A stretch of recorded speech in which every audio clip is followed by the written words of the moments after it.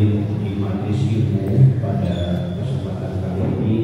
Tentu ini semua berkat rahmat taufik hidayah serta inayah Allah Subhanahu wa taala. Semoga kita sekalian termasuk orang-orang yang disabdakan oleh Baginda Rasul Muhammad sallallahu alaihi wasallam, "Man salaka thariqan yaltamisu bihi ilman sahhalallahu lahu thariqan ilal jannah." Barang siapa yang menuju jalan mencari ilmu pengetahuan, maka dia akan dimudahkan oleh Allah Subhanahu wa taala memasuki surganya. Amin ya rabbal alamin. Sebelum kita bersama-sama mengikuti kajian hadis pada kesempatan malam hari ini, marilah kita bersama-sama awali dengan membacakan surah Al-Fatihah. Yang pertama, kita mohon kepada Allah Subhanahu wa taala agar Al-Fatihah disampaikan kepada almarhum Bapak Haji Andi Muhammad Dalib selaku wakil di masjid. Bismillahirrahmanirrahim. Alhamdulillahirabbil alamin. Arrahmanir rahim. Maliki yaumiddin. Iyyaka na'budu wa iyyaka nasta'in. Ihdinas siratal mustaqim. Shiratal ladzina an'amta 'alaihim ghairil maghdubi 'alaihim waladdallin. Rabbi ighfirli wa liwalidayya.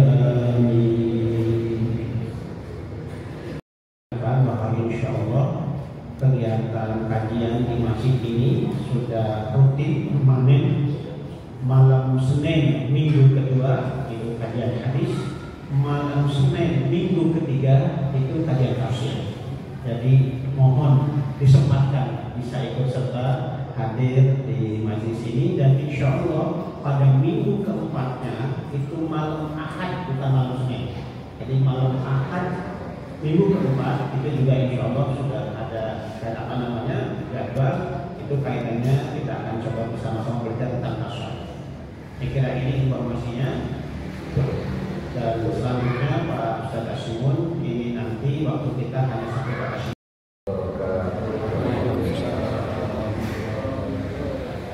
Bismillahirrahmanirrahim. Alhamdulillahilladzi faddala bani Adam bil ilmi wal 'amali 'ala jami'il 'alam. Wassalatu wassalamu ala sayyidina Muhammadin sayyidil arabi wal ajam wa ala alihi wa ashabihi sadatil kiram, amma ba'd. Hadratul mukarramin wal mukarramin, khusus yang sama-sama kita hormati dan muliakan tentunya keluarga besar dari wakil masjid ini, yaitu keluarga besar dari Bapak Haji Muhammad Andi Muhammad Dalib. Juga paling utama yang sama-sama kita hormati dan muliakan para alim ulama, para kiai dalam hal ini, orang tua, guru, kiai saya, dan juga sahabat saya, Mukarram Kiai Haji Mas Burhan Haji, maka Allah fiqhul hayati. Orang tua kami semua tanpa terkecuali jamaah kaum muslimin muslimat, ibu, baik yang malam hari ini hadir maupun yang berada di rumah yang terus serta mendengarkan program Haji ini. Mudah-mudahan senantiasa dirahmati diberkahi Allah Subhanahu wa taala yang dirahmati dan dimuliakan. Syukur alhamdulillah. Senantiasa kita panjatkan kehadirat Allah dan berbagai macam nikmat dan karunia. Salam dan salawat semoga terlimpah kepada Rasulullah dan segala bentuk-bentuknya. Pada hari ini sebagaimana biasa tadi disampaikan, ada kajian hadis yang mana selama ini yang kita kaji adalah kitab hadis Riyadhus Shalihin dan karya Imam Zakaria Yahya bin Syaraf An-Nawawi. Namun sebelum kita mulai, syukur kami juga dibacakan surah Al-Fatihah. Kita hadiah Fatihah dua mu'alif atau pengarang kitab untuk mendapatkan berkah dari ilmu yang diajarkan oleh Nabi Muhammad sallallahu alaihi wasallam. Muhammadin sallallahu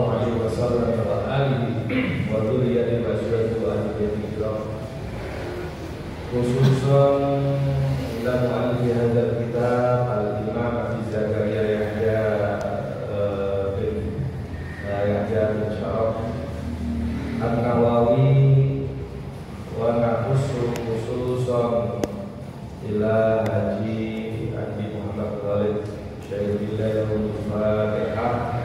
A'udzu billahi minasyaitonir rajim. Bismillahirrahmanirrahim. Alhamdulillahi rabbil alamin. Arrahmanir rahim. Maliki yaumiddin. Iyyaka na'budu wa iyyaka nasta'in. Ihdinas siratal mustaqim. Siratal ladzina an'amta 'alaihim ghairil maghdubi 'alaihim waladdallin.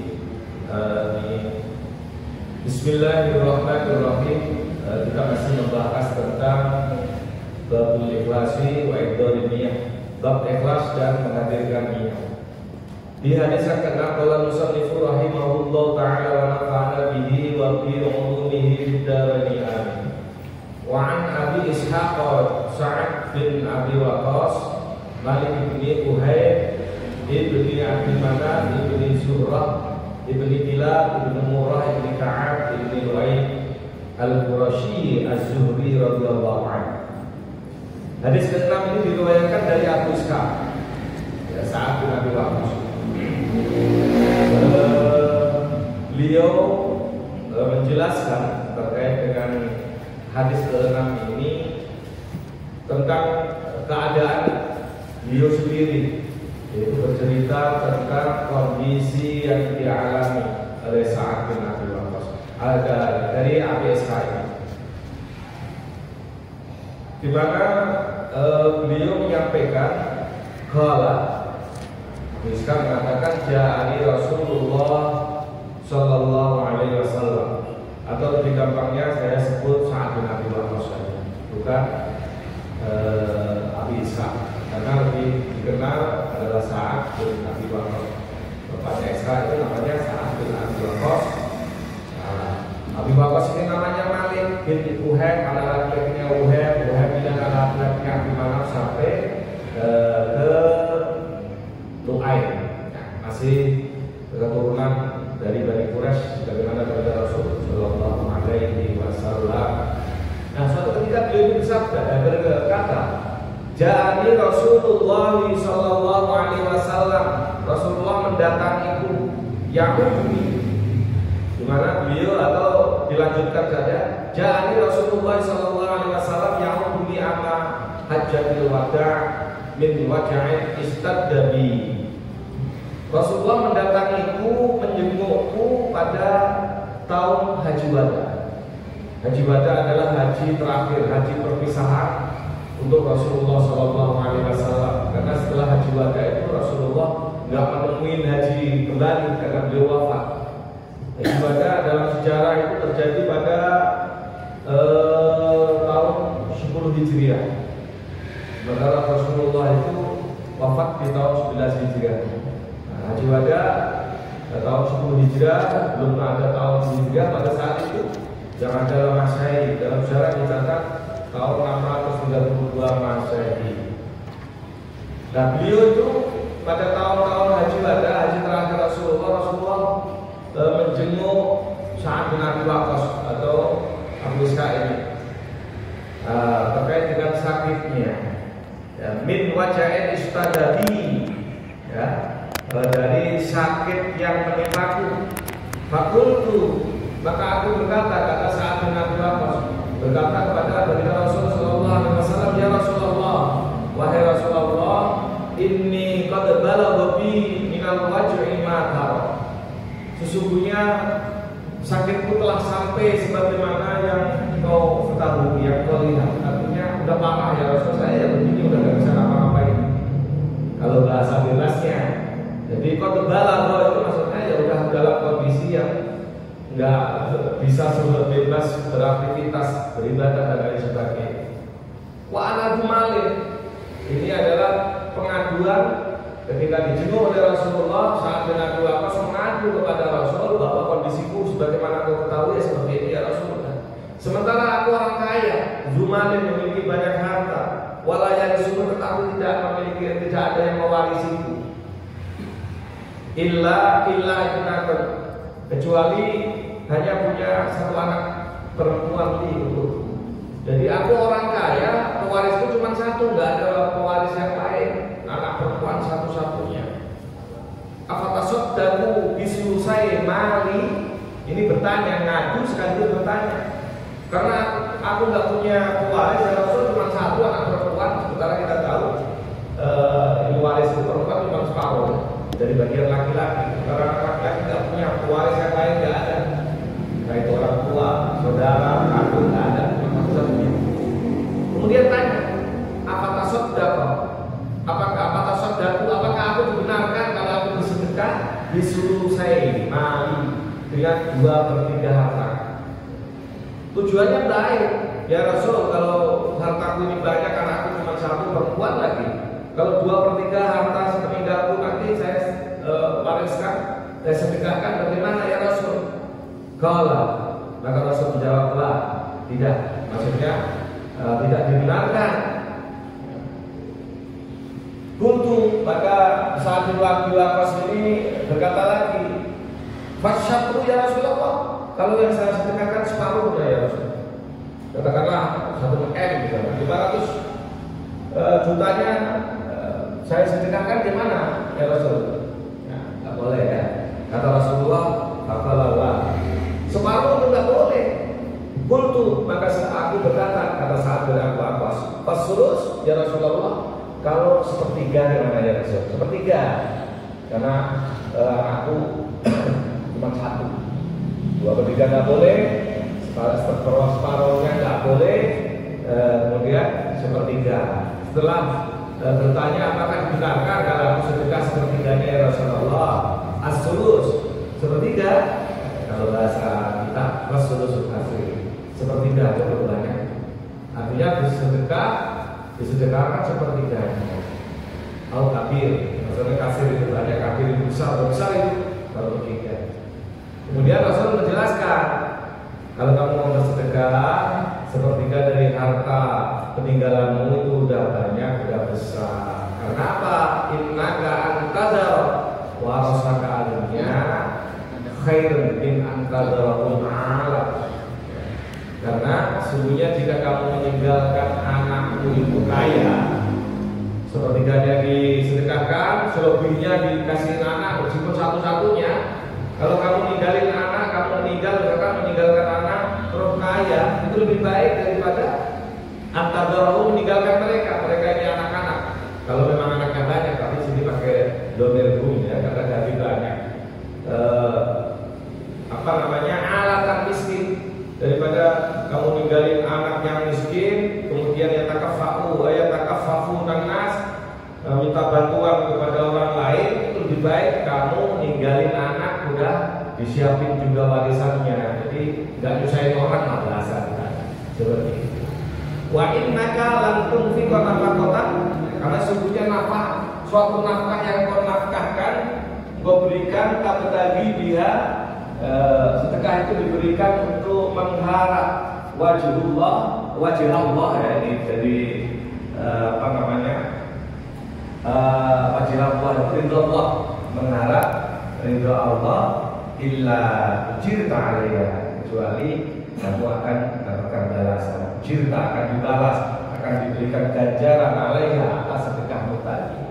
Kata mata ja'alu fi imratik, sehingga apa yang kamu lakukan memberikan nafkah kepada perempuan istri. Ya, jadi karena ini kaitannya dengan niat, maka meskipun itu pertama sepertiga tadi juga diniatkan untuk mencari ridho Allah, atau kita menafkahi istri dan keluarga kita diniatkan untuk mencari ridho Allah, itu akan mendapatkan balasan. Maka bahkan dalam hadis lain orang jihad, termasuk jihad ya, orang menafkahi keluarga, bahkan ketika sampai meninggal dunia karena beratnya perjuangan untuk mencukupi keluarga itu masuk kategori mati syahid seperti itu. Tetapi ya jangan disalah paham, ini kerampok kemudian ditubuhin orang mati syahid, tidak seperti itu. Nah, Sebelum saya lanjutkan tentang ini kan masih panjang ini, masih ada satu alinea lagi. Kita diingatkan terkait dengan Sa'ad bin Abi Waqqas. Siapa sih Sa'ad bin Abi Waqqas? Sa'ad bin Abi Waqqas adalah ahadun min ashris sahabat juga. Ini di sini ada tadi lupa ya, kelewatan itu. Yaitu ahadil asratil masyhur ya. Lahu bil jannah. Ya, salah satu dari 10 sahabat yang disaksikan atau disebut oleh Rasulullah menjadi penghuni surga semasa itu. Di antara Abu Bakar, Sayyidina Abu Bakar, Sayyidina Utsman, Sayyidina Ali, terus Sa'ad bin Abi Waqqas, Salman Al-Farisi, ada 10. Saat masih hidup itu sudah dikatakan Rasulullah bahwa kau akan jadi penghuni surga. Nah, apa sih sebenarnya? Kita kan penasaran, ini hadis kan sudah dijelasin apa sih keistimewaannya Sa'ad bin Abi Waqqas. Di dalam hadis berikutnya juga sudah dijelaskan. Saya dapatkan penjelasan salah satunya itu dalam Musnad Imam Ahmad bin Hanbal di hadis yang ke-12.000 sekian. Di sana dari sahabat Anas bin Malik radhiyallahu anhu menjelaskan suatu ketika para sahabat ini duduk lagi menunggu waktu sholat, tiba-tiba Rasulullah bersabda, "Yatluqu alaikumul ana rajulun min ahli jannah." Akan datang kepada kalian sekarang atau sekarang ini akan datang kepada kalian seorang laki-laki calon penghuni surga. Kemudian kata Anas bin Malik, "Faqala rajulun kemudian minal ansor, rajulun minal ansor, kemudian muncul seorang laki-laki dari kaum Ansor karena saat bin Abi Waqqas ini termasuk masuk kategori daripada sahabat Ansor. Kalau menurut riwayat lain hadis ini adalah bukan ditujukan kepada Sa'ad bin Abi Waqqas, tapi dalam penjelasan hadis dalam Musnad Imam Ahmad itu adalah yang dimaksudkan adalah Sa'ad bin Abi Waqqas. Nah, saya singkat saja lah karena kalau mengikuti matanya saya takut lupa ingat matan hadisnya. Singkat cerita, keesokan harinya datanglah seorang laki-laki dari Ansor tadi, tamtifu lihiyatuhu bil wudu'i, masih netes dari jenggotnya ini bekas air wudunya. Waqad ta'alaihi, kemudian menteng, kalau bahasa Arab kita menteng, mengikatkan dua terompahnya, dua sandalnya, karena saya yakin zaman sahabat itu ya sandal nggak seperti sandal bagus kayak kita. Ya anggaplah terompah via di shimal, di tangan kirinya nenteng. Keesokan hari yang datang itu orang itu lagi. Sudahlah, dalam hadis itu nggak diceritakan Rasulullah bagaimana enggak. Keesokan hari hal yang sama dialami oleh para sahabat. Rasul mengatakan akan datang sekarang ini seorang laki-laki calon penghuni surga. Sampai 3 hari berturut-turut yang datang dia lagi. Ya, ini gambarannya kalau dari segi kedatangan ke masjid aja telat dulu. Yang lain udah ngumpul, beliaunya ini lagi belakangan. Singkat cerita, ada salah satu sahabat ini yang penasaran, ingin tahu apa sih keistimewaannya. Sampai Rasul mengatakan 3 hari berturut-turut calon penghuni surga yang datang dia lagi. Nah, kemudian seorang sahabat dijelaskan sahabat ini adalah Abdullah bin Amr bin As. Abdullah bin Amr bin As, singkat ceritanya minta izin untuk menginap di rumahnya Sa'ad bin Abi Waqqas. Nah, selama 3 malam karena dia beralasan sedang ada masalah sama bapaknya. Padahal ini sebuah alibi. Bukan sebenarnya, tapi ingin tahu aja, ingin menyelidiki. Nah, kita cerita selama 3 malam menginap di rumahnya ini, ternyata tidak seperti yang kalau kata bahasa sekarang itu ekspektasi. Ibaratnya nggak sesuai dengan apa yang dipikirkan oleh Abdullah bin Amr bin As. Wah, namanya calon penghuni surga, Rasul mengatakan 3 hari berturut, setidaknya malam hari nggak tidur itu. Sholat malam apa? Ternyata tidak. Sehingga seakan-akan dalam hati Abdullah bin Amr bin As ini agak kecewa dengan apa yang didengar dari Rasulullah, dengan kenyataan. Gak apa-apain. Karena gambaran kita kalau calon penghuni surga malam hari itu ya udah munajat terus kepada Allah, ibadah terus, baca Quran. Tidak melakukan apapun. Hanya dalam kesaksian Sa'ad bin Abi Waqqas dalam riwayat Imam Anas bin Malik ini kalau membalikkan badan ketika tidur itu ya mengucapkan takbiran, memuji Allah, Allahu Akbar, sama tidak mengucapkan kata-kata kecuali kata-kata yang baik dan benar. Di situ ke salah satu yang ingin diketahui tapi ternyata beda dengan kenyataan. Singkat cerita, ketika pamitan mau pulang, kata Abdullah bin Amr bin As, ketika aku keluar, aku panggil, aku tidak memiliki apapun, keistimewaan apapun kecuali sebagaimana yang kau lihat. Tetapi mungkin aku merasa bahwa tidak ada kekotoran dalam hatiku dan tidak ada rasa hasud, tidak ada rasa dengki kepada sesama muslim. Jadi artinya keistimewaan Sa'ad bin Abi Waqqas adalah bersih hati ya dari keburukan-keburukan, dari prasangka yang buruk, dari iri kepada saudaranya bersama muslim, tidak ada di situ. Nah, inilah apa yang bisa kita ambil hikmah dari hadis yang Anas bin Malik terkait dengan Sa'ad bin Abi Waqqas yang dalam meriwayatkan hadis ke-6 Riyadhus Shalihin ini adalah bahwa ternyata orang yang masuk surga itu tidak hanya orang yang ahli ibadah saja. Ya, gambaran kita tadi sampai ibadah mahdoh yang sunnah, ya. Tetapi di samping orang yang ibadahnya hanya mengandalkan 5 waktu misalnya, tetapi bersih hati, kalau hatinya bersih biasanya ucapannya juga bersih. Ucapan itu biasanya kalau tertuang, terlontar itu kan karena hatinya tidak bersih, ngaji maki orang, segala macam dan lain sebagainya. Nah ini ternyata bersih hati, menjaga hati, kayak punya akib, jagalah hati, jangan kau kotori dan lain sebagainya.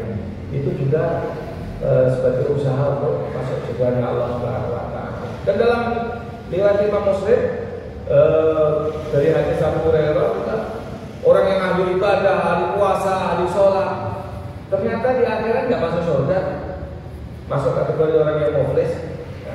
Dan alhamdulillah nanti kalau saya salah tolong dikasih ya.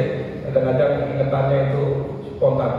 Alhamdulillah di samping saya ada kiai guru saya, jadi malah senang saya. Bukan berarti sekedar saya merasa minder nanti salah, tetapi beliau berhak dan harus mengingatkan saya enggak seperti itu hadisnya. Kalau misalkan penyampaian saya salah, dan bukan hanya beliau aja, jamaah semua juga berhak mengingatkan. Ya, karena kalau salah, kalau nggak diingetin itu ya nanti. Ya, jadi kita jaga hati tadi. Nah, saya lanjutkan lagi hadis yang ini ya. Qala faqultu, maka berkatalah Abu Ishaq atau Sa'ad bin Abi Waqqas itu, faqultu, kemudian aku berkata, ya, ketika terkait dengan sedekah adalah dibenarkan oleh Rasul sepertiga tadi, hartanya banyak. Kemudian karena Rasulullah ini akan melaksanakan perjalanan dari Madinah ke Makkah, yaitu haji wada, beliau dengan para sahabat. Ya tentunya Sa'ad bin Abi Waqqas sedih dong, karena lagi sakit kan nggak bisa. Ya Rasulullah, wahai Rasulullah, ukhallafu ba'da ashabi, apakah aku ditinggalkan nanti setelah kembalinya sahabat-sahabatku? Artinya para sahabat Rasul kan yang tidak sakit ikut haji. Apakah nanti kemudian dicuekin lah bahasanya atau tidak mengurangi karena lagi sakit nggak turut serta haji wada? Saat bin Abi Waqqas bertanya begitu kepada baginda Rasul, kepada Rasul menjawab, inna kalam tukhallafa fata'mala amalan tabtaghi bi wajhillah illa zdatta bi darajatan warif amal. Jadi kalau bahasa bebasnya sebenarnya lebih enak menyampaikan itu dengan bahasa bebas, bahasa kita. Kalau bahasa Rasul ya, sungguhnya kamu itu tidak ditinggalkan, ya. Meskipun ya bahasanya sebelum seandainya kamu itu tidak ikut turun serta haji wada, kamu itu tidak ditinggalkan, hai Sa'ad bin Abi Waqqas kalau bahasa bebasnya. Ya, kamu sakit, kamu berada di Madinah, fata'mal amalan maka lakukanlah amalan tabtaghi, di mana amalan kamu itu berharap wajhullah, berharap ridha dari Allah, maka bahagia. Illa zdaqtabi, kecuali amalan kamu itu akan menambah derajat, warifatan dan keluhuran. Artinya kamu sakit tapi masih bisa ngajarin warga masyarakat, misalkan ceramah atau ngajarin ngaji dan lain sebagainya. Karena di sini malah amalan dan melakukanlah amalan, maksudnya yang bermanfaat buat orang banyak. Di mana amalan itu tujuannya untuk mencari ridha Allah Subhanahu wa taala, kata Rasul, ya, kecuali akan ditambah derajat dan keluhuran. Wala'allaka, dan agar supaya kamu antakhallafa, jika tertinggal hatta yaktafi abika wamu. Ya, artinya meskipun kamu sakit, kamu nggak bisa turut serta haji wada ke Makkah, kamu bisa melakukan amalan yang bermanfaat. Buktinya apa? Wala'allaka, agar supaya kamu antakhallafa, jika kamu ditinggalkan, kata tangtafia, kamu bisa memberikan manfaat aqwam kepada kaummu, wa yadurru bika akhar, dan membuat madarat kepada yang lain. Jadi orang-orang kafir kalau mendengar para sahabat dengan kegigihan berdakwah mengikuti jejak Rasulullah SAW, kan itu madarat, artinya nggak suka dengan itu. Tapi di sisi lain kaum muslimin mendapatkan manfaat dari apa yang dilakukan dan dimiliki oleh Sa'ad bin Abi Waqqas. Salah satunya adalah sedekahnya tadi. Sedekahnya kan 1/3 dari harta yang dimiliki tadi, meskipun nggak turut serta bersama Rasulullah dan para sahabat yang lain melakukan haji wada. Kemudian Rasulullah berdoa ini sambil jelasin bahasa kitanya gini, udahlah kamu jangan bersedih. Sa'ad bin Abi Waqqas, kamu memang sakit, tertinggal, kamu nggak ikut haji ke Makkah, tapi kamu bisa melakukan hal yang bermanfaat kepada kaum dan merugikan kaum yang lain, dan dimana semua itu adalah tujuannya mengharap ridha dari Allah Subhanahu wa taala. Jadi untuk menyemangati Sa'ad bin Abi Waqqas. Kemudian Rasul berdoa, Allahumma abdi li ashabi, ya Allah, amdi li ashabi. Amdi itu kan lanjutkan, maksudnya mabah ya, maksudnya di sini sempurnakanlah. Allahumma abdi li ashabi, sempurnakanlah untuk sahabat-sahabat. Dalam Syarah Riyadhus Shalihin, Nuzhatul Muttaqin, karya Mustafa Bidbuba itu, maksudnya apa? Amdi li ashabi itu sempurnakan hijrahnya sahabat-sahabat, karena pahala orang yang hijrah kan luar biasa. Jadi ketika sahabat Rasul orang di Makkah itu pada hijrah ke Madinah, udah jadi warga Madinah, kan hajinya ya harus balik lagi ke Mekah. Tetapi di sini Rasulullah mendoakan agar hijrah para sahabat itu sempurna. Li ashabi hijratuhum. Saya bacanya sepotong-potong. Allahumma abdi li ashabi hijratuhum, ya Allah, sempurnakanlah hijrahnya sahabat-sahabatku. Wala taruddahu ala aqabihim. Jangan kau kembalikan lagi ke tumit-tumit mereka. Maksudnya tumit di sini yang murtad. Jangan kembalikan mereka ke murtad lagi, ya Allah, sepeninggalku. Maksudnya seperti itu. Kemudian Rasul bersabda lagi, nida Isa Sa'ad bin Khawlah, akan tetapi merugilah atau kasihan, lagi dais merugi. Rasulullah merasa kasihan dengan sahabat yang namanya Sa'ad bin Khawlah. Siapa Sa'ad bin Khawlah ini? Nanti sedikit saya akan jelaskan. Apa kata Rasul? Yarsilahu Rasulullah sallallahu alaihi wasallam. Yarsilahu Rasulullah sallallahu alaihi wasallam. Rasul terasa sedih lahuni kepada Sa'ad bin Khawlah ini, anma di Makkah, di mana dia itu meninggalnya di Makkah. Dalam itu Nuzhatul Muttaqin, Sa'ad bin Khawlah ini ulama menjelaskan adalah saat sahabat yang belum pernah berhijrah.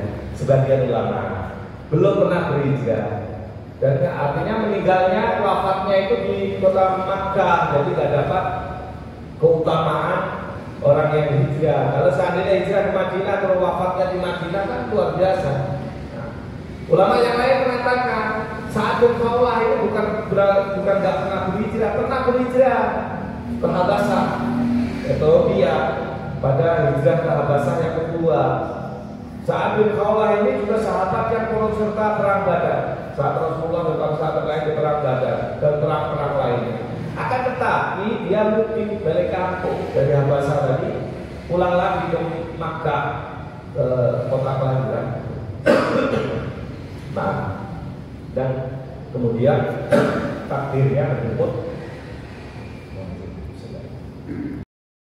seakan-akan kenapa nggak meninggalnya di tempat hijrahnya, karena pulang kampung. Tapi hijrah Sa'ad bin Khawlah ini kan khilafiyah tadi, ada yang mengatakan belum pernah berhijrah, tetapi ulama yang lain mengatakan sudah pernah berhijrah di Habasah, hijrah pada Habasah yang kedua, tetapi balik lagi ke Makkah dan wafat di sana. Yarsilahu Rasulullah ya'amatan Makkah. Muttafaqun alaih. Hadis ini muttafaq alaih, disepakati oleh Imam Bukhari dan Muslim. Baik makannya, kadang-kadang kan redaksinya ada beda. Kalau Rawahul Bukhari berarti itu redaksi ala Imam Bukhari. Kalau Rawahul Muslim ya redaksinya ala Imam Muslim. Tapi kalau muttafaq alaih, ya tulisannya redaksinya sama, ya perawinya juga sama, makanya disepakati. Ya.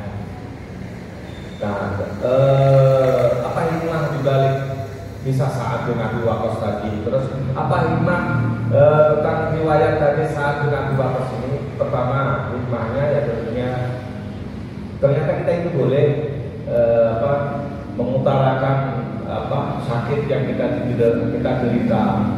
Nah, kemudian hikmah lain, perintah untuk bersedekah, tapi bersedekah pun jangan berlebihan. Kalau melihat dialog antara Sa'ad bin Abi Waqqas dan Rasulullah ini kan terlalu banyak juga tidak dibenarkan. Meskipun sahabat-sahabat yang lain seperti Sayyidina Abu Bakar, Sayyidina Utsman itu totalitas ketika berzakat berinfak ini. Tetapi dalam hadis ini ternyata terlalu ini ketika memiliki keturunan itu jangan sampai untuk ibadah semua, untuk amal soleh, kemudian meninggalkan anak-anak itu dengan kelaparan, sehingga menyusahkan orang lain. Nah ini, karena ini masih kaitannya dengan niat, tetapi sekaligus adalah kisah atau cerita yang dialami sendiri oleh Sa'ad bin Abi Waqqas. Tapi bakasan hadis ini adalah bakasan tentang ikhlas. Yang penting ikhlas tadi mau dibalas oleh Allah. Tetapi jangan juga disandarkan orang kaya kemudian ada bantuan atau nyumbang sedikit, alasannya apa? Yang penting kan ikhlas. Nah, kalau itu nggak dibenarkan juga, itu mah alasan orang pelit aja. Orang kaya raya nyumbangnya dikit tapi bilangnya yang penting kan ikhlas, daripada saya bantu banyak tapi nggak ikhlas. Nah seperti itu. Baik para jemaah dan orang tua yang saya hormati dan muliakan, itu hadisnya ke jam berapa biar ada waktu tanya jawab. Ini satu aja mungkin saya nggak kerja panjang, cuma saya tambahin saja terkait hikmah dari hadis Sa'ad bin Abi Waqqas dengan peristiwa yang dialami beliau ini. Dan ternyata Sa'ad bin Abi Waqqas adalah merupakan salah satu sahabat dari 10 sahabat yang disaksikan oleh Rasulullah di masa hidupnya itu dalam penghuni surga. Ternyata memiliki keutamaan bersih hati, tidak ada hasud. Nah, bagaimana dengan orang yang ahli ibadah, hatinya kurang bersih, bicaranya atau mulutnya kotor, suka menjelek-jelekan? Ini juga terkait hal itu ada hadis lain yang izinkan saya menyampaikan terkait dengan orang yang muflis. Rasul dari Abu Hurairah radhiyallahu anhu pernah bersabda kepada para sahabat saat itu, ada dulu nama muflis. Tahukah kalian apa sih muflis orang yang bangkrut? Dan para sahabat jawab punya al-muflisu fina ala dirham wala mata ya Rasulullah. Orang yang muslim, orang yang bangkrut di antara kami itu orang yang nggak punya duit, nggak punya harta benda ya Rasul.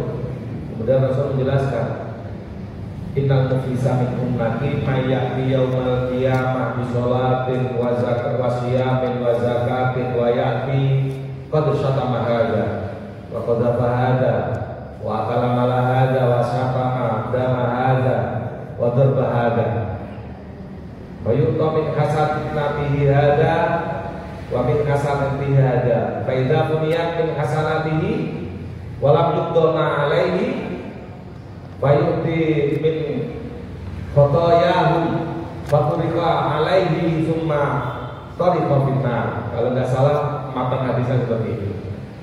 Sesungguhnya orang yang bangkrut dari umatku itu adalah orang yang nanti datang dari kiamat dengan membawa pahala sholat, pahala puasa, pahala zakat, tetapi dia juga datang dengan membawa dosa telah mencaci orang ini, syatana hada, wa akala mala hada, wa qadhafa hada, menuduh orang ini, wa akala mala hada, memakan hartanya orang ini, wa syafaka dama hada, mengalirkan darahnya orang ini, wa darba hada, dan memukul menyakiti orang ini. Maka fayu'ta min hasanatihi hada wa min hasanatihi hada. Maka kebaikannya itu akan diberikan kepada orang ini yang disakitinya. Kebaikannya diberikan kepada orang ini yang disakitinya. Faidah punya min hasanatihi, ketika sudah habis itu kebaikan-kebaikan atau pahala sholat, puasa dan zakatnya tadi, tetapi dia belum selesai bayar dosa-dosanya tadi kepada orang yang diperlakukan dengan salah tadi, ukidah min khotoyahu, maka diambilkan dari kesalahan orang-orang yang disakiti tadi, wa tariqat alaiha, kemudian diberikan kepadanya semua tariqah finnar, kemudian dia dimasukkan ke neraka. Artinya ahli ibadah masuk neraka, dan orang yang banyak mungkin gak ahli ibadah berarti masuk surga.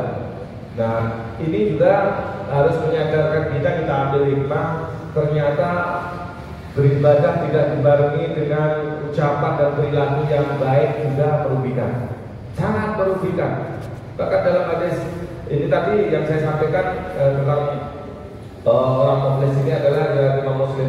Ada riwayat Imam Bukhari terkait dengan orang perempuan itu kan. Kayaknya pernah saya sampaikan atau belum. Mohon maaf kalau setelah saya sampaikan ingin mengingatkan kembali. Para sahabat itu membicarakan seorang yang ahli ibadah, ahli sholat, ahli beramal dan lain sebagainya. Kemudian sahabat bertanya kepada Rasulullah, ya Rasulullah, inna fulan, sungguhnya ada orang perempuan nih, tusalliyal laila, wa tasumun nahar, wa taf'alu wa tasaddaqo, walakin tu'bi jiraniha bilisaniha. Ya Rasul, ini ada orang perempuan, malamnya itu yang mulainya luar biasa, semalaman penuh di luar, maksudnya di luar sholat fardu, siang harinya puasa terus di luar puasa Ramadan.